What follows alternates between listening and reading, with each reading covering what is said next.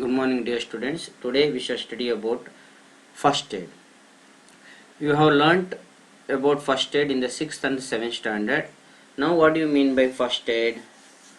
So, first aid means a person will be treated at the time of accidents, that is called a first aid.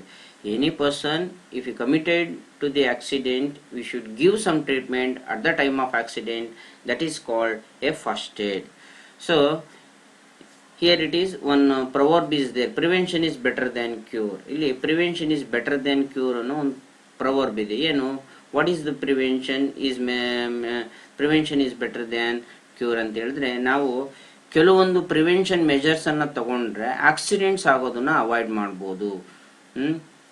Preventive measures ಅಂದ್ರೆ ಈಗ ಅಪಘಾತ ಆಗೋದು ಬೇರೆ, ಅಪಘಾತ ಆಗೋದನ್ನ ತಡೆಗಟ್ಟೋದಕ್ಕೆ, accident ಆಗೋದನ್ನ ತಡೆಗಟ್ಟೋದಕ್ಕೆ ಮುಂಚೆನೆ ನಾವು ಅದಕ್ಕೆ ರೆಡಿ ಆಗಿದ್ರೆ ಆಕ್ಸಿಡೆಂಟ್ಸ್ ಆಗೋದನ್ನ ಅವಾಯ್ಡ್ ಮಾಡುವಂಥದ್ದು. ಈಗ ಗಾಡಿಯಲ್ಲಿ ವೆಹಿಕಲ್ ಅಲ್ಲಿ ಹೋಗ್ಬೇಕಾದ್ರೆ ಓವರ್ ಸ್ಪೀಡ್ ಅಲ್ಲಿ ಹೋಗ್ತಿರ್ತಾರೆ. So we should maintain some speed. ಈಗ 40 to 50 ಕಿಲೋಮೀಟರ್ ಸ್ಪೀಡ್ ಅಲ್ಲಿ ಹೋದ್ರೆ ಆಕ್ಸಿಡೆಂಟ್ಸ್ ಆಗೋದನ್ನ ಅವಾಯ್ಡ್ ಮಾಡ್ಬೋದು. ಈಗ ಮನೆಗಳಲ್ಲಿ ನೀವು ಶಾರ್ಪ್ ಇರುವಂತಹ ಆರ್ಟಿಕಲ್ಸ್ ಅನ್ನ ಕೆಳಗಡೆ ಇಟ್ಟಿರ್ತೀರ, ಚಾಕು ಆಗಿರ್ಬೋದು, ಕತ್ತರಿ ಆಗಿರ್ಬೋದು, ಇಂಥದನ್ನ ನಾವೇನ್ ಮಕ್ಳಿಗೆ ಸಿಗದಂಗೆ ಮೇಲೆ ಇಟ್ಟಾಗ ಅದರಿಂದ ಆಕ್ಸಿಡೆಂಟ್ಸ್ ಆಗೋದನ್ನ ಅವಾಯ್ಡ್ ಮಾಡ್ಬೋದು. ಅದೇ ರೀತಿ ಕರೆಂಟ್ ಪ್ಲಗ್ಗಳನ್ನ ಕೆಳಗಡೆ ಹಾಕ್ಸಿದ್ರೆ ಮಕ್ಕಳಿಗೆ ಅದರಿಂದ ತೊಂದರೆ ಆಗೋ ಚಾನ್ಸಸ್ ತುಂಬಾ ಇರುತ್ತೆ. ಅದನ್ನೇ ನಾವು ಮೇಲ್ಗಡೆ ಇಟ್ಟಾಗ ಸೊ ಅದರಿಂದ ಮಕ್ಕಳಿಗೆ ಕರೆಂಟ್ ಶಾಕ್ ಆಗುವಂಥದ್ದು ಕಡಿಮೆ ಇರುತ್ತೆ. ಅದೇ ರೀತಿ ಸ್ಟವ್ ಮತ್ತೊಂದು ಎಲ್ಲದನ್ನು ಒಂದು ಮಕ್ಕಳಿಗೆ ಸಿಗ್ದೋಲಿರುತ್ತೆ ಒಂದು ಹೈಟಲ್ಲಿ ಇಟ್ಟಾಗ, ಔಷಧಿ ಬಾಟ್ಲ್ ಆಗಿರ್ಬೋದು, ಮತ್ತೊಂದಾಗಿರ್ಬೋದು. ಶಾಲೆಗಳಲ್ಲೂ ಅಷ್ಟೇ, ನಿಮ್ಮ ಶಾಲೆಗಳಲ್ಲಿ ಆಟ ಆಡ್ಬೇಕಾದಾಗ ಬಿದ್ದು ಗಾಯ ಆಗುವ ಚಾನ್ಸಸ್ ಇರುತ್ತೆ. ಯಾಕಂದ್ರೆ ಗ್ರೌಂಡ್ ಲೆವೆಲ್ ಇರೋದಿಲ್ಲ, ಕಲ್ಲು ಮುಳ್ಳು ಇರುತ್ತೆ, ಕಾಲು ಚುಚ್ಕೊಳ್ಳುತ್ತೆ. ಸೊ ನಾವು ಗ್ರೌಂಡ್ ಅನ್ನ ಲೆವೆಲ್ ಆಗಿ ಇಟ್ಕೊಂಡ್ರೆ, ಯಾವುದೇ ಕಲ್ಲು ಮುಳ್ಳು ಇಲ್ದಂಗೆ ಗ್ರೌಂಡ್ಗಳನ್ನ ನೀಟಾಗಿ ನೋಡ್ಕೊಂಡ್ರೆ ನಾವು ಫೀಲ್ಡ್ಗಳಲ್ಲಿ ಆಕ್ಸಿಡೆಂಟ್ಸ್ ಆಗೋದನ್ನ ಅವಾಯ್ಡ್ ಮಾಡ್ಬೋದು. ಸೊ ಈ ತರ ಕೆಲವೊಂದು ಪ್ರಿವೆಂಟಿವ್ ಮೆಜರ್ಸ್ ಅನ್ನ ನಾವು ತಗೊಂತಾ ಹೋದ್ರಾಗ we can avoid maximum accidents ಆಗೋದನ್ನ ಅವಾಯ್ಡ್ ಮಾಡ್ಬೋದು. ಈ ಪ್ರಿವೆಂಟಿವ್ ಮೆಜರ್ಸ್ ಅನ್ನೋದು ಬಹಳ ಇಂಪಾರ್ಟೆಂಟ್ ಆಗಿರುತ್ತೆ. ಸೊ ಅದನ್ನ ನಾವು ಪ್ರತಿಯೊಂದು ಸಿಚುವೇಶನ್ ಅಲ್ಲೂ ಕೂಡ ನಾವು ಯಾವ ರೀತಿ ಆಕ್ಸಿಡೆಂಟ್ಸ್ ಇಂದ ತಪ್ಪಿಸ್ಕೊಳ್ಬಹುದು ಅನ್ನೋದ್ರ ಬಗ್ಗೆ ಸ್ವಲ್ಪ ನಿಮ್ ಗಮನದಲ್ಲಿದ್ರೆ ನಾವು ಆಕ್ಸಿಡೆಂಟ್ಸ್ ಗಳನ್ನ ಅವಾಯ್ಡ್ ಮಾಡ್ಬೋದು. ಸೊ ಈ ಒಂದು ಆಕ್ಸಿಡೆಂಟ್ಸ್ ಅನ್ನೋದು ಗೊತ್ತಿದ್ದಲೋ ಆಗ್ಬಿಟ್ಟಿರುತ್ತೆ. ಅಂತ ಸಂದರ್ಭದಲ್ಲಿ ಇನ್ ಸಚ್ ಸಿಚುವೇಶನ್ಸ್ ನಾವು ಯಾವ ರೀತಿ ಫಸ್ಟ್ ಏಡ್ಸ್ ಅನ್ನ ಕೊಡಬೇಕು ಅಂತೇಳಿ. ಈಗ ಫಸ್ಟ್ ಏಡ್ ಅಂತ ಬಂದಾಗ ಈ ವರ್ಡ್ ಅನ್ನ ಇಂಟ್ರೊಡ್ಯೂಸ್ ಮಾಡಿದವ್ರು ಯಾರು ಅಂತೇಳಿ, ಯಾರು ಫಸ್ಟ್ ಇದನ್ನ ಇಂಟ್ರೊಡ್ಯೂಸ್ ಮಾಡಿದವರು, ಎಲ್ಲಿ ಇಂಟ್ರೊಡ್ಯೂಸ್ ಆಯ್ತು ಅಂತ ಹೇಳಿದ್ರೆ, ಈ ಫಸ್ಟ್ ಏಡ್ ಅನ್ನೋ ವರ್ಡ್ ಅನ್ನ ಫಸ್ಟ್ ಇಂಟ್ರೊಡ್ಯೂಸ್ ಮಾಡಿದ್ದು ಜರ್ಮನ್ ಅಲ್ಲಿ ಮಿಲಿಟರಿ ಶಾಲೆಯಲ್ಲಿ ಇರ್ತಕ್ಕಂಥ ಒಬ್ಬ doctor surgeon. His name was doctor Esmarch ಅನ್ನೋನು ಈ ವರ್ಡ್ ಅನ್ನ ಫಸ್ಟ್ ಇಂಟ್ರೊಡ್ಯೂಸ್ ಮಾಡ್ತಾನೆ. ಸೊ ಅವರು ಜರ್ಮನ್ ಮಿಲಿಟರಿಯಲ್ಲಿ ಸರ್ಜನ್ ಆಗಿ ವರ್ಕ್ ಮಾಡ್ತಾ ಇರ್ತಾರೆ. ಅಲ್ಲಿ ಸೆಕೆಂಡ್ ವರ್ಲ್ಡ್ ವಾರ್ ನಡೆದಾಗ ಸುಮಾರು ಸೋಲ್ಜರ್ಸ್ ಸತ್ತೋಗ್ತಾರೆ. ಸೊ ಆದಾಗ ಅವನಿಗೆ ಸೋಲ್ಜರ್ಸು ಈಗ ಅಲ್ಲಿ ವಾರ್ ನಡೀತಾ ಇರುತ್ತೆ. ಆ ವಾರಲ್ಲಿ ಅವನು ಇಂಜುರಿ ಆಗ್ತಾನೆ. ಆ ಸೋಲ್ಜರ್ನ ಕರ್ಕೊಂಡು ಮೆಡಿಕಲ್ ಬರೋ ಅಷ್ಟೊತ್ತಿಗೆ ಅವ್ನು ಸತ್ತೋಗ್ತಾ ಇರ್ತಾನೆ. ಅದನ್ನ ಅವಾಯ್ಡ್ ಮಾಡೋದಕ್ಕೆ ಡಾಕ್ಟರ್ ಎಸ್ ಮಾರ್ಚ್ ಅನ್ನೋರು ಒಂದು ವರ್ಡ್ ಅನ್ನು ಯೂಸ್ ಮಾಡ್ತಾರೆ, ಫಸ್ಟ್ ಏಡ್ ಅಂತೇಳಿ. ಅಂದ್ರೆ ಇಮಿಡಿಯೇಟ್ ಆಗಿ ಆ ಪರ್ಸನ್ಗೆ ನಾವು ಟ್ರೀಟ್ ಮಾಡಿದ್ದಿದ್ರೆ ಅವನ ಒಂದು ಜೀವವನ್ನ ಉಳಿಸ್ಬೋದಾಯಿತು. ಸೊ ಹಾಗಾಗಿ ತಕ್ಷಣ ಅವ್ರಿಗೆ ಯಾವ ರೀತಿ ನಾವು ಟ್ರೀಟ್ಮೆಂಟ್ ಅನ್ನ ಕೊಡಬೇಕು ಅಂತೇಳಿ ಡಾಕ್ಟರ್ ಎಸ್ ಮಾರ್ಚ್ ಅನ್ನೋರು ಬೇರೆ ಬೇರೆ ಎಲ್ಲ ಅಲ್ಲಿರ್ತಕ್ಕಂಥ ಸೋಲ್ಜರ್ಸ್ಗೆ ಟ್ರೈನಿಂಗ್ ಅನ್ನ ಕೊಡ್ತಾರೆ. ಸೊ ಆ ಟೈಮಲ್ಲಿ ಅವರು ಆ ವರ್ಡ್ ಅನ್ನು ಯೂಸ್ ಮಾಡ್ತಾರೆ, ಫಸ್ಟ್ ಏಡ್ ಅಂತೇಳಿ. ಸೊ ಪ್ರತಿಯೊಬ್ಬರು ಮನೆಗಳಲ್ಲೂ ಕೂಡ ಒಂದು ಫಸ್ಟ್ ಏಡ್ ಕಿಟ್ ಅನ್ನೋದು ಇರಬೇಕು. ಮನೆಗಳಲ್ಲಿ, ಆಸ್ಪತ್ರೆಗಳಲ್ಲಿ ಯೂಸಲಿ ಇರುತ್ತೆ, ಮನೆಗಳಲ್ಲಿ ಆಗಿರ್ಬೋದು, ಶಾಲೆಗಳಲ್ಲಾಗಿರ್ಬೋದು, ಸ್ಕೂಲ್ಸ್ಗಳಲ್ಲಾಗಿರ್ಬೋದು, ಅದೇ ರೀತಿ ವೆಹಿಕಲ್ಗಳಲ್ಲಾಗಿರ್ಬೋದು, ಪ್ರತಿಯೊಂದು ಕಡೆಯಲ್ಲೂ ಕೂಡ ಒಂದು ಫಸ್ಟ್ ಏಡ್ ಕಿಟ್ ಅಂತ ನಾವು ಇಟ್ಕೊಂಡಿರ್ಬೇಕು. ಯಾಕಂದ್ರೆ ಆಕ್ಸಿಡೆಂಟ್ಸ್ ಈಗ ಎಲ್ಲೋ ಬೆಂಕಿ ಬಿದ್ದಾಗ ನೀರು ಹುಡ್ಕೋದ್ರ ಬದಲು ಅದನ್ನ ಮುಂಚೆನೆ ಇಟ್ಕೊಂಡಿದ್ರೆ ತಕ್ಷಣ ನಾವು ಟ್ರೀಟ್ಮೆಂಟ್ ಅನ್ನ ಆ ವ್ಯಕ್ತಿಗೆ ಕೊಡ್ಬೋದು. ಸೊ ಫಸ್ಟ್ ಏಡ್ ಬಾಕ್ಸ್ ಅನ್ನೋದು ಪ್ರತಿಯೊಬ್ಬರು ಮನೆಗಳಲ್ಲೂ ಕೂಡ ನೀವು ಕೂಡ ಇಟ್ಕೊಂಡಿರ್ಬೇಕು. ಅದೇ ರೀತಿ ಶಾಲೆಗಳಲ್ಲೂ ಕೂಡ ಫಸ್ಟ್ ಏಡ್ ಕಿಟ್ ಇದೆ. ಒಂದು ಫಸ್ಟ್ ಏಡ್ ಕಿಟ್ ಅಂದ್ರೆ ಅದರಲ್ಲಿ ಏನೇನು ಇರಬೇಕು ಅಂತ, ಯೂಶಲಿ ಕಾಟನ್ ಇರುತ್ತೆ, ಬ್ಯಾಂಡೇಜ್ ಇರುತ್ತೆ, ಮತ್ತೆ ಹೈಡ್ರೋಜನ್ ಪರಾಕ್ಸೈಡ್, ಅದನ್ನ ಗಾಯವನ್ನ ತೊಳಿಲಿಕ್ಕೆ ಯೂಸ್ ಮಾಡ್ತಾರೆ. ಮತ್ತೆ ಕೆಲವು ಆಯಿಂಟ್ಮೆಂಟ್ಗಳು ಇರುತ್ತೆ, ಸುಟ್ಟು ಗಾಯಕ್ಕೆ ಹಚ್ಚತಕ್ಕಂಥದ್ದು, ಮುಲಾಮ್ಗಳು ಇರ್ತವೆ, ಮತ್ತೆ ಬ್ಯಾಂಡೇಜ್ ಇರ್ತವೆ, ಕೆಲವು ಸ್ಟಿಕ್ಕರ್ ಬರೋವಂಥ ಬ್ಯಾಂಡೇಜ್ಗಳು ಇರ್ತವೆ. ಇಂಥವು ಮನೆಗಳಲ್ಲಿ ಇಟ್ಕೊಂಡ್ರೆ ಕೆಲವು ಟ್ಯಾಬ್ಲೆಟ್ಸ್ಗಳು ಅಂಥವು ಮನೆಗಳಲ್ಲಿ ಇಟ್ಕೊಂಡ್ರೆ ವಿ ಕ್ಯಾನ್ ಗಿವ್ ಇಮಿಡಿಯೇಟ್ ಆಗಿ ಟ್ರೀಟ್ಮೆಂಟನ್ನು ಕೊಡ್ಬೋದು. ಯಾಕಂದರೆ ತುಂಬ ಬ್ಲೀಡಿಂಗ್ ಆಗ್ತಾ ಇರುತ್ತೆ, ಬ್ಲಡ್ ಹೋಗ್ತಾ ಇರುತ್ತೆ. ಅಂಥ ಸಂದರ್ಭಗಳಲ್ಲಿ ನಾವು ಬ್ಲಡ್ಡನ್ನು ನಿಲ್ಲಿಸಬೇಕು. ಯಾವುದೋ ಬಟ್ಟೆಯನ್ನು ತೆಗೆದುಕೊಂಡು ಇನ್ನೊಂದು ಯಾವುದರಿಂದ ನಿಲ್ಲಿಸಿದ್ರೆ ಆ ಬಟ್ಟೆಯಿಂದಲೇ ಅವನಿಗೆ ಇನ್ಫೆಕ್ಷನ್ ಜಾಸ್ತಿ ಆಗ್ಬೋದು. ಸೊ ಆ ಒಂದು ಕಾರಣದಿಂದ ಫಸ್ಟ್ ಏಡ್ ಕಿಟ್ಗಳನ್ನು ಪ್ರತಿಯೊಬ್ಬರ ಮನೆಗಳಲ್ಲೂ ಕೂಡ ಇಟ್ಕೊಂಡಿರಬೇಕು. ಸೊ ಈಗ ಇಲ್ಲಿ ಸಮ್ ಸಿಚುಯೇಷನ್ಸ್ಗಳನ್ನ ಕೊಟ್ಟಿದ್ದಾರೆ. ಅಂದರೆ ಈಗ ಬರ್ನ್ ಆದಾಗ ಯಾವ ರೀತಿ ಟ್ರೀಟ್ಮೆಂಟನ್ನು ಕೊಡಬೇಕು ಅಂತೇಳಿ, ಬರ್ನಿಂಗ್ ಸಿಚುಯೇಷನ್ಸ್ ಅಂತೇಳಿ. Burns occur when a body or a part of the body comes to a contact with the fire. ಈಗ ಬರ್ನಿಂಗ್ ಸಿಚುಯೇಷನ್ ಯಾವ್ದಾವ್ದು ಇದಾವೆ ಅನ್ನೋದು ನಾವು ತಿಳ್ಕೊಂಡಿರ್ಬೇಕು. ಬರ್ನ್ ಈಗ ಮನೆಗಳಲ್ಲಿ ಕೆಲಸ ಮಾಡ್ತಾ ಇರ್ತಾರೆ, ಪಾತ್ರೆಗಳನ್ನ ಬಿಸಿ ಆಗಿರ್ತಕ್ಕಂಥ ಪಾತ್ರೆಗಳನ್ನ ಕೈಯಲ್ಲಿ ಮುಟ್ಟಿದ ತಕ್ಷಣ ಇಮಿಡಿಯೇಟ್ ಆಗಿ ಕೈ ಸುಡ್ತೋವಂಥ ಚಾನ್ಸಸ್ ಇರುತ್ತೆ. ಅಥವಾ ಬಾಯ್ಲ್ ಆಗ್ತಾ ಇರುವಂಥ ವಾಟರು ನಮ್ಮ ಮೈ ಮೇಲೆ ಬಿದ್ದಾಗ ಎಗೈನ್ ಅದು ಇಂಜುರೀಸ್ ಆಗುತ್ತೆ. ಅದೇ ರೀತಿ ಆಸಿಡ್ ಇರುತ್ತೆ, ಆಸಿಡ್ ಯಾರೋ ಮಿಸ್ ಆಗಿ ಆಸಿಡ್ ಕೈ ಮೇಲೆ ಕಾಲ್ ಮೇಲೆ ಬಿದ್ದುಬಿಡುತ್ತೆ, ಅವಾಗಲೂ ಕೂಡ ಆ ಜಾಗ ಬರ್ನ್ ಆಗಿರುತ್ತೆ. ಮತ್ತೆ ಕರೆಂಟ್ ಶಾಕ್ ಆಗಿರುತ್ತೆ, ಕರೆಂಟ್ ಶಾಕ್ ಆದಾಗಲೂ ಕೂಡ ನಮ್ಮ ಬಾಡಿ ಬರ್ನ್ ಆಗೋ ಚಾನ್ಸಸ್ ಕೂಡ ಇರುತ್ತೆ. ಮತ್ತೆ ಪಟಾಕಿ, ದೀಪಾವಳಿ ಹಬ್ಬದಲ್ಲಿ ಪಟಾಕಿ ಹೊಡಿತಾ ಇರ್ತಾರೆ, ಕ್ರಾಕರ್ಸ್, ಆ ಕ್ರಾಕರ್ಸ್ ಇಂದ್ರೂ ಕೂಡ ನಮಗೆ ಬಾಡಿ ಇಂಜುರಿ ಆಗುವಂಥದ್ದು ಇರುತ್ತೆ, ಬರ್ನ್ ಆಗಿರುತ್ತೆ. ಸೊ ಬರ್ನಿಂಗ್ ಡಿಸಬಿಲಿಟೀಸ್ ಜಾಸ್ತಿ ಇದ್ರೆ ಹಿ ಮೇ ಡೆತ್, ಅವನು ಸಾಯುವಂಥ ಚಾನ್ಸಸ್ ಕೂಡ ಇರುತ್ತೆ ಅಲ್ವಾ. ಹಾಗಾಗಿ ನಾವು ಈಗ ಬರ್ನ್ ಆಗಿರೋಂಥ ವ್ಯಕ್ತಿಗೆ ನಾವು ಯಾವುದೇ ಒಬ್ಬ ವ್ಯಕ್ತಿಗೆ ಸುಟ್ಟಿದೆ ಅಂತ ಹೇಳಿದಾಗ ನಾವು ಯಾವ ರೀತಿ ಟ್ರೀಟ್ಮೆಂಟನ್ನು ಕೊಡಬೇಕು. C the burnt area should be carefully treated. One should not run in fear when the clothes are alighted with fire. ನೋಡಿ, ಯಾವುದೋ ಒಂದು ವ್ಯಕ್ತಿಗೆ ಅವನು ಹಾಕಿರ್ತಕ್ಕಂತಹ ಬಟ್ಟೆಗೆ ಬೆಂಕಿ ಬಿದ್ದಿದೆ ಅಂತ ಹೇಳಿದಾಗ ಈ ಶುಡ್ ನಾಟ್ ರನ್, ಅವನು ಓಡಬಾರ್ದು. ಈ ಶುಡ್ ನಾಟ್ ರನ್. ವೈ? ಯಾಕಂತ ಹೇಳಿದ್ರೆ ಆಕ್ಸಿಜನ್ ಸಿಕ್ಕಂಗೂ ಕೂಡ ಆ ಫೈರ್ ಅನ್ನೋದು ಇನ್ನೂ ಜಾಸ್ತಿ ಆಗ್ತಾ ಇರುತ್ತೆ, ಬೆಂಕಿ ಜಾಸ್ತಿ ಉರಿತಾ ಇರುತ್ತೆ ಆಕ್ಸಿಜನ್ ಸಿಕ್ಕಂಗೆ. ಯಾಕಂದ್ರೆ ಅವನು ತುಂಬಾ ಗಾಬರಿ ಆಗ್ಬಿಟ್ಟಿರ್ತಾನೆ, ಓಡ್ತಾ ಇರ್ತಾನೆ ಬೆಂಕಿ ಬಿದ್ದಾಗ. ಅಂತ ಸಂದರ್ಭಗಳಲ್ಲಿ ಅವನು ಓಡಬೇಕಾದಾಗ ಆಕ್ಸಿಜನ್ ಹೆಚ್ಚು ಸಿಗೋದ್ರಿಂದ ಇನ್ನೂ ಬೆಂಕಿ ಜಾಸ್ತಿ ಆಗ್ತಾ ಹೋಗುತ್ತೆ. ಸೊ ಈ ಶುಡ್ ನಾಟ್ ರನ್, ಅವನು ಓಡಬಾರ್ದು. So what he should do, the victim should roll on the floor. ಅವನು ಭೂಮಿ ಮೇಲೆ ಅವನನ್ನ ಹೊರಳಾಡಿಸ್ಬೇಕು. He should roll on the floor with a wooden blanket covered over him. ಅವನಿಗೆ ಮನೆಯಲ್ಲಿ ಇರ್ತಕ್ಕಂಥ ಒಂದು ವುಡನ್ ಬ್ಲಾಕೆಟ್, ಅದನ್ನ ವುಡನ್ ಬ್ಲಾಂಕೆಟ್ ಅನ್ನ ಅವನ ಮೇಲೆ ಹಾಕಿ ಒದಿಸಿ ಅವನ್ನ ರೋಲ್ ಮಾಡಬೇಕು.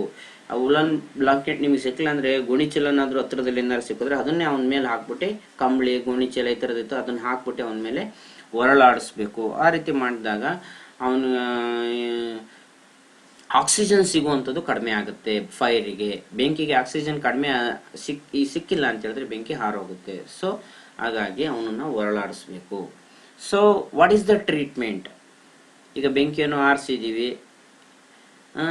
ಬೆಂಕಿ ಆರಿಸಿದ್ಮೇಲೆ ಮತ್ತೆ ಏನು ಅವನಿಗೆ ಟ್ರೀಟ್ಮೆಂಟ್ ಅನ್ನ ಕೊಡಬೇಕು. Separate burn clothes from body carefully.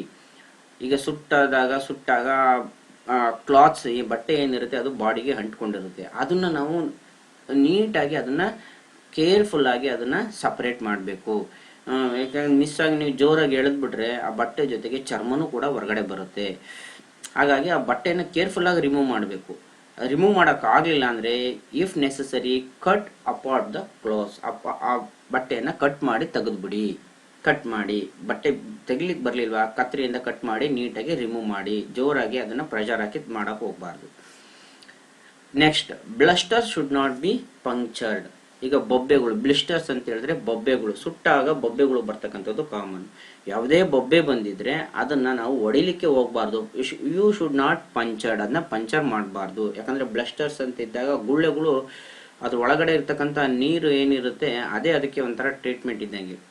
ನೀವು ಏನಾದ್ರು ಗುಳ್ಳೆಗಳನ್ನ ಹೊಡೆದಾಗ ಆ ಬ್ಲಿಸ್ಟರ್ಸ್ನ ಹೊಡೆದ್ರೆ ಅದೇ ಜಾಗದಲ್ಲಿ ಗಾಯ ಆಗ್ತಾ ಹೋಗುತ್ತೆ, ಮೈಕ್ರೋ ಆರ್ಗ್ಯಾನಿಸಮ್ಸ್ ಬಂದು ಅದ್ರ ಮೇಲೆ ಕುಂತ್ಕೊಳ್ಳುತ್ತೆ, ಕೀವು ಉಂಟಾಗುತ್ತೆ, ಇನ್ನೊಂದೇನೋ ಆಗುತ್ತೆ, ಸೆಪ್ಟಿಕ್ ಆಗುತ್ತೆ, ಗಾಯಗಳು ಜಾಸ್ತಿ ಆಗ್ತವೆ. ಸೊ ಹಾಗಾಗಿ ಆ ಬ್ಲಿಸ್ಟರ್ಸ್ ಅನ್ನ ಪಂಚರ್ ಮಾಡ್ಲಿಕ್ಕೆ ಹೋಗ್ಬಾರ್ದು. Wash with cold water. If it is A minor injury, ಅದು ತುಂಬ ಕಡಿಮೆ ಇಂಜುರಿ. ಯಾಕೆ ಸುಟ್ಟಾಗ ಕಡಿಮೆ ಇಂಜುರಿ ಆಗಿದ್ರೆ, ತುಂಬ ಜಾಸ್ತಿ ಪ್ರಮಾಣದಲ್ಲಿ ಏನು ಇಂಜುರಿ ಆಗಿಲ್ಲ, ಮೈನರ್ ಇಂಜುರಿ ಆಗಿದ್ರೆ apply sodium bicarbonate to the affected part, ಅದನ್ನ ತಣ್ಣೀರಲ್ಲಿ ತೊಳಿಬೇಕು, ಕೋಲ್ಡ್ ವಾಟರ್ ಇಂದ ಅದನ್ನ ವಾಶ್ ಮಾಡಿ ಅಪ್ಲೈ ಸೋಡಿಯಂ ಬೈಕಾರ್ಬೊನೇಟ್ ಎಲ್ಲಿ ಹುಡ್ಕೊಂಡು ಹೋಗೋದೇನು ಬೇಡ, ಮನೇಲಿ ಇರ್ತಕ್ಕಂಥ ಉಪ್ಪನ್ನ ನೀರಲ್ಲಿ ಹಾಕ್ಬಿಟ್ಟು ಉಪ್ಪು ನೀರು ಮಾಡಬೇಕು, ಉಪ್ಪಿನ ನೀರು ಮಾಡಿ ಅದನ್ನ ಆ ಗಾಯದ ಮೇಲೆ ಹಚ್ಚಬೇಕು. ಉಪ್ಪಿನ ನೀರು ಹಾಕೋದ್ರಿಂದ ಮೈಕ್ರೋ ಆರ್ಗ್ಯಾನಿಸಮ್ಸ್ ಅದ್ರ ಮೇಲೆ ಬಂದು ಕುಂತ್ಕೊಳ್ಳೋದಿಲ್ಲ. Apply the ointment to the wound until it is filled, ನಾವು ಪ್ರತಿನಿತ್ಯ ಅದಕ್ಕೆ ಆಯಿಂಟ್ಮೆಂಟ್ ಇಂದ ಟ್ರೀಟ್ ಮಾಡ್ತಾ ಇರಬೇಕು. ಎಲ್ಲಿವರೆಗೂ ಅಂದ್ರೆ ಗಾಯ ವಾಸಿಯಾಗೋವರೆಗೂ, until it is filled. Give hot beverages if victim is exhausted, ಈಗ ಅವನಿಗೆ ತುಂಬಾ ಬಾಯಾರಿಕೆ ಆಗಿರುತ್ತೆ, ಸುಸ್ತಾಗಿರುತ್ತೆ, ಎಕ್ಸಾಸ್ಟ್ ಆಗಿರ್ತಾನೆ, ಅಂತ ಟೈಮಲ್ಲಿ ಹಾಟ್ ಬೇವರೇಜಸ್ ಅಂದ್ರೆ ಬಿಸಿಯಾದ ಪಾನೀಯಗಳನ್ನ ನೀವು ಅವ್ರಿಗೆ ಕೊಡಬಹುದು. ಕಾಫಿ, ಟೀ, ಹಾಲು ಇಂಥದನ್ನ ಕೊಡೋದ್ರಿಂದ ಅವನಿಗೆ ಸುಸ್ತು ಅನ್ನೋದು ಕಡಿಮೆ ಆಗುತ್ತೆ. So, okay, now comes to the unconsciousness. So, this is the second situation, that is unconsciousness. See, unconsciousness is a state where a person loses his consciousness. It is the result of non-functioning of the cerebrum. The victim may look as if he is asleep, but his body will not execute to any movement. Unconsciousness ಅಂದರೆ ಒಬ್ಬ ವ್ಯಕ್ತಿಗೆ consciousness ಇಲ್ಲ ಅನ್ನೋದನ್ನ ನಾವು unconscious ಅಂತೇಳಿ ಕರಿತೀವಿ. ಅಂದರೆ cerebrum work ಮಾಡದಲ್ಲಿರುವಂಥ ಒಂದು ಸಿಚುವೇಶನ್ನು. ಅಂದರೆ ನಮ್ಮ ಬ್ರೈನಲ್ಲಿ ದೊಡ್ಡ ಮೆದುಳು ಅಂತ ಇರುತ್ತೆ, that is called a cerebrum. ಅದು ತನ್ನ ಕೆಲಸವನ್ನ ನಿಲ್ಲಿಸ್ಬಿಟ್ಟಿರುತ್ತೆ, ಸ್ಟಾಪ್ ಮಾಡಿರುತ್ತೆ. That is non functioning of cerebrum ಅಂತ ಹೇಳಿ ಕರಿತೀವಿ. ಯಾವಾಗ ಸೆರೆಬ್ರಮ್ ಕೆಲಸ ಮಾಡೋದಿಲ್ವೋ ಅವಾಗ ವ್ಯಕ್ತಿಗೆ ಕಾನ್ಶಿಯಸ್ನೆಸ್ ಇರೋದಿಲ್ಲ. ಅಂದ್ರೆ ನೋಡೋದಿದ್ರೆ ಮಲಗಿರೋ ತರ ಕಾಣ್ತಾನೆ, ಆದ್ರೆ ಅವನ ಬಾಡಿ ಪಾರ್ಟ್ಸ್ಗಳು ಯಾವುದು ಕೂಡ ವರ್ಕ್ ಆಗ್ತಾ ಇರೋದಿಲ್ಲ. ಅದನ್ನ ನಾವೇನಂತ ಕರಿತೀವಿ, ಅನ್ಕಾನ್ಶಿಯಸ್ನೆಸ್ ಅಂತ ಹೇಳಿ ಕರೀತಾರೆ. ಅನ್ಕಾನ್ಶಿಯಸ್ ಆಗೋದಿಕ್ಕೆ ಬೇಕಾದಷ್ಟು ರೀಸನ್ಸ್ ಇದೆ. Reasons for unconsciousness: a person become unconscious due to poisoning. ಒಬ್ಬ ವ್ಯಕ್ತಿ ಪಾಯ್ಸನ್, ಅವನ ದೇಹದೊಳಗೆ ಪಾಯ್ಸನ್ ಹೋಗ್ಬಿಟ್ಟಿರುತ್ತೆ, ಅವಾಗ ಕೂಡ ಅವನು ಅನ್ಕಾನ್ಶಿಯಸ್ ಆಗಿರ್ತಾನೆ. ಎಕ್ಸಸ್ ಆಫ್ ಆಲ್ಕೋಹಾಲ್ ಇಂಟೇಕ್, ಒಬ್ಬ ವ್ಯಕ್ತಿ ಓವರ್ ಆಗಿ ಆಲ್ಕೋಹಾಲ್ ಅನ್ನ ಕುಡಿದಿರ್ತಾನೆ, ಅವನಿಗೂ ಕೂಡ ಅನ್ಕಾನ್ಶಿಯಸ್ನೆಸ್ ಬಂದಿರುತ್ತೆ. ಮೇಜರ್ ಹೆಡ್ ಇಂಜರಿ, ಯಾವ್ದೊಂದು ಆಕ್ಸಿಡೆಂಟ್ ಆಗಿರುತ್ತೆ, ಹೆಡ್ಡಿಗೆ ತಲೆಗೆ ತುಂಬಾ ಪೆಟ್ಟು ಬಿದ್ದಿರುತ್ತೆ, ಅವಾಗಲೂ ಕೂಡ ಅವನು ಅನ್ಕಾನ್ಶಿಯಸ್ನೆಸ್ಗೆ ಹೋಗ್ಬೋದು. ಲೈಫ್ ಥ್ರಿಟನಿಂಗ್ ಇಂಜರಿ, ಜೀವನೇ ಹೋಗುವಂತ ಇಂಜುರಿ ಅವನಿಗೆ ಆಕ್ಸಿಡೆಂಟ್ ಆಗಿರುತ್ತೆ, ಅವಾಗಲೂ ಕೂಡ ವ್ಯಕ್ತಿ ಅನ್ಕಾನ್ಶಿಯಸ್ನೆಸ್ಗೆ ಹೋಗಿರ್ತಾನೆ. Excessive bleeding and continuous exposure to sun, excessive bleeding, bodily ಎಲ್ಲ ರಕ್ತ ಎಲ್ಲ ಹೊರಟೋಗ್ಬಿಡುತ್ತೆ, ಬ್ಲಡ್ ಎಲ್ಲ ಹೋಗ್ಬಿಟ್ಟಿರುತ್ತೆ, ಬ್ಲಡ್ ಎಲ್ಲ ಕಡಿಮೆ ಆಗಿರುತ್ತೆ. That is also one of the reason for ಅನ್ಕಾನ್ಶಿಯಸ್ನೆಸ್.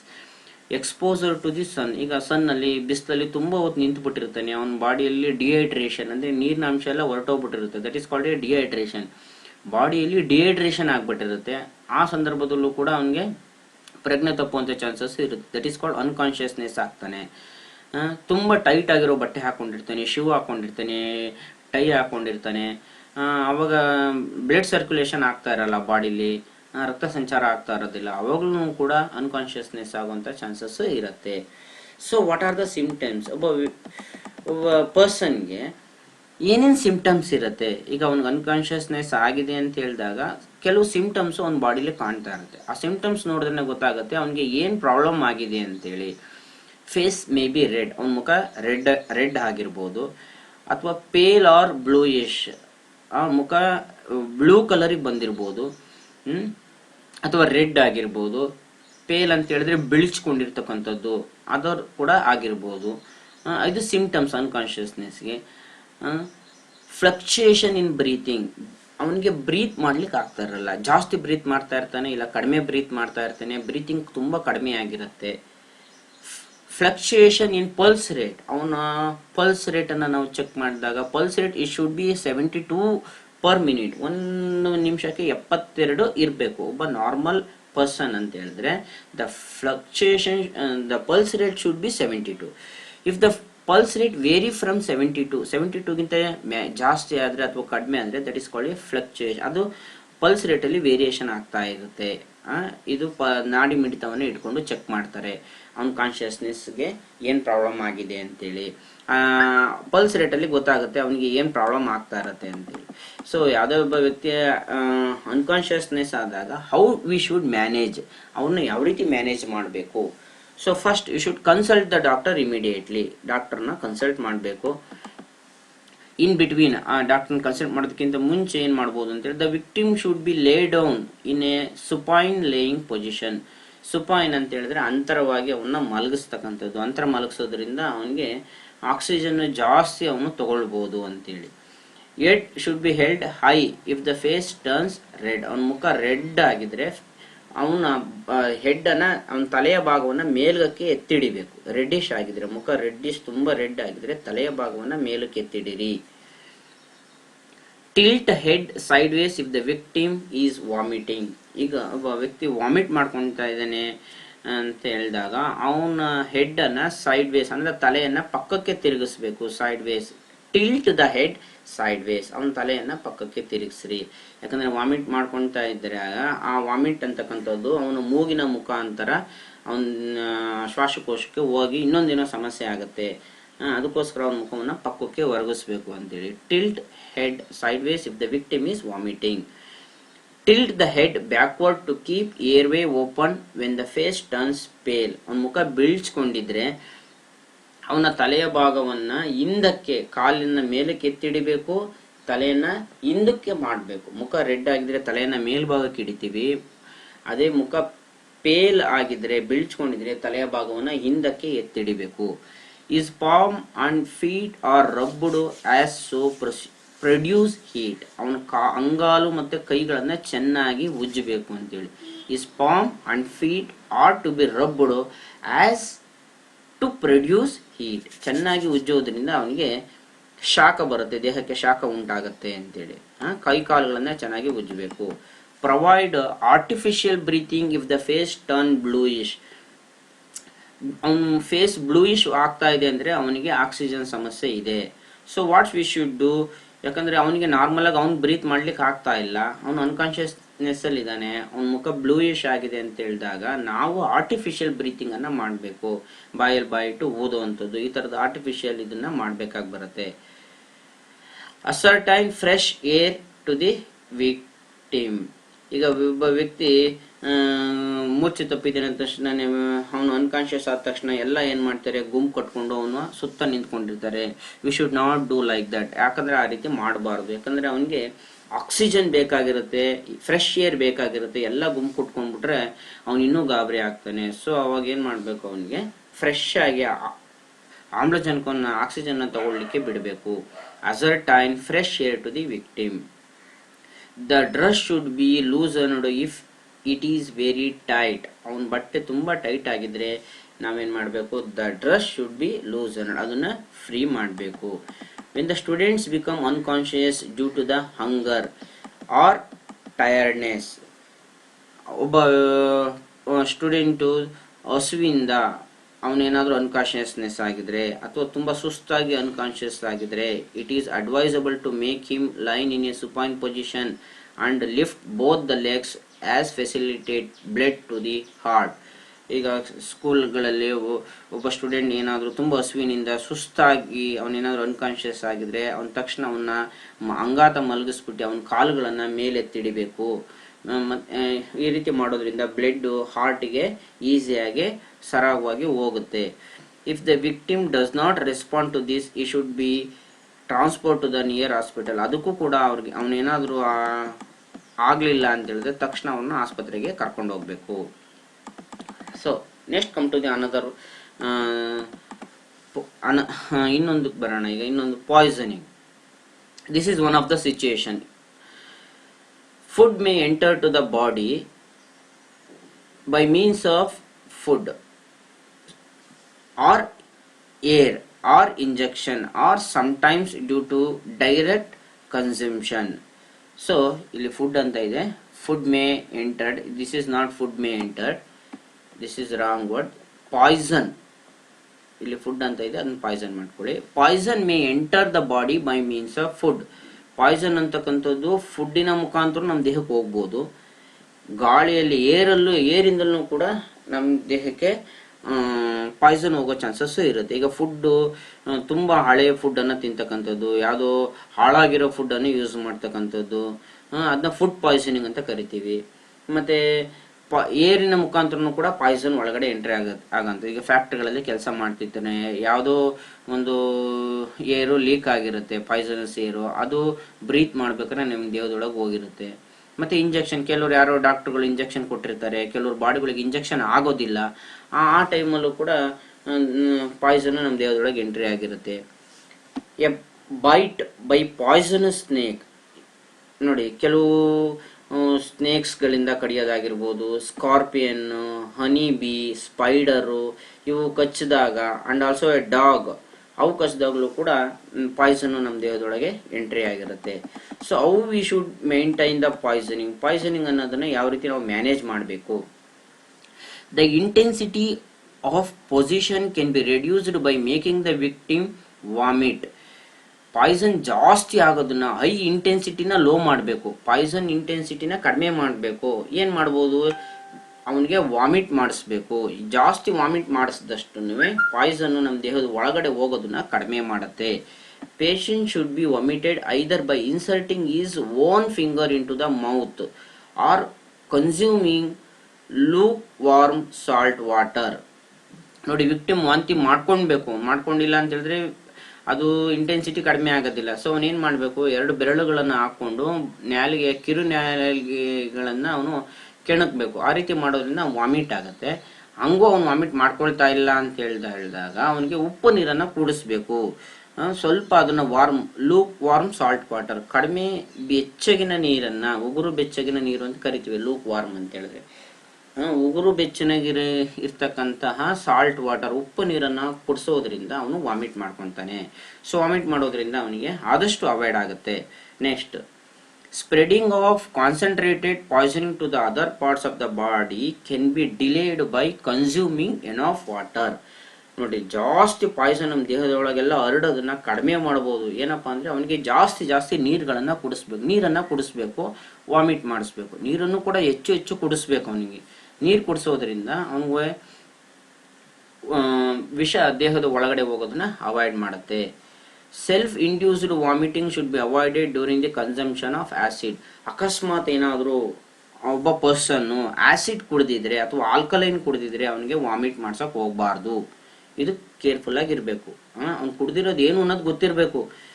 ಏನು ಆಸಿಡ್ ಕುಡಿದ್ಬಿಟ್ಟಿರ್ತಾನೆ, ಆಸಿಡ್ ಅನ್ನೋದು ಹೇಳಿದ್ನ ಅದು ಬರ್ನ್ ಆಗೋವಂಥದ್ದು. ಕುಡ್ದಾಗ ತುಟಿ ಸುಟ್ಟೋಗಿರುತ್ತೆ, ನಾಲ್ಗೆ ಸುಟ್ಟೋಗಿರುತ್ತೆ, ಮತ್ತೆ ಗಂಟ್ಲು ಸುಟ್ಟೋಗಿರುತ್ತೆ, ಅನ್ನನಾಳ ಸುಟ್ಟೋಗಿರುತ್ತೆ. ಕುಡಿಬೇಕಾದ್ರೆ ಎಲ್ಲ ಸುಟ್ಟೋಗಿರುತ್ತೆ. ಮತ್ತೆ ವಾಂತಿ ಮಾಡಿಸಿದ್ರೆ ಮತ್ತೆ ಎಲ್ಲ ಹೊರಗಡೆ ಬಂದಾಗ ಮತ್ತೆ ಎಲ್ಲ ಸುಡೋ ಚಾನ್ಸಸ್ ಇರುತ್ತೆ. ಹಂಗಾಗಿ ಅಕಸ್ಮಾತ್ ಏನಾದ್ರೂ ಆಸಿಡ್ ಕುಡಿದಿದ್ರೆ ಅವನಿಗೆ ವಾಂತಿ ಮಾಡ್ಸಕ್ ಹೋಗ್ಬಾರ್ದು. This is because there will be burn in the mouth and the lips. ಬಾಯಿ ಮತ್ತೆ ನಾಲ್ಗೆಲ್ಲ ಸುಟ್ಟೋಗಿಟ್ಟಿರುತ್ತೆ. ಮತ್ತೆ ವಾಮಿಟ್ ಮಾಡಿದ್ರೆ ಮತ್ತೆ ಸುಡೋ ಚಾನ್ಸಸ್ ಇರುತ್ತೆ. ಹಾಗಾಗಿ ಅಕಸ್ಮಾತ್ ಏನಾದರೂ ಆಸಿಡ್ ಕುಡಿದಿದ್ರೆ ವಾಂತಿಯನ್ನ ಮಾಡಿಸಬಾರ್ದು. So it comes to the exercise. Textbooks ಅಲ್ಲಿ ಇರ್ತಕ್ಕಂಥ ಎಕ್ಸಸೈಸಸ್ ಇದೆ, suitable fill in the blanks, ಅವನ್ನೆಲ್ಲ ಆನ್ಸರ್ಸ್ ಮಾಡಿಕೊಂಡು ಬರಬೇಕು. Thank you.